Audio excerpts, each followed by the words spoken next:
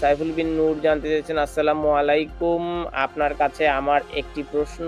আমরা যারা বর্তমানে স্কিল ভিসায় বা কেয়ার ভিসায় আছি, আমাদের জন্য সরকার যে আইন হাতে নিয়েছে ৫ বছর থেকে ১০ বছর, এটা এখন ডিবেটের জন্য আগামী ৮ সেপ্টেম্বর পার্লামেন্টে উঠবে। এখন যদি সরকার ঐদিন ১০ বছর আইন করে ফেলে, আমাদের পরবর্তী পদক্ষেপ কি? এটা কি কোর্টে যাবে?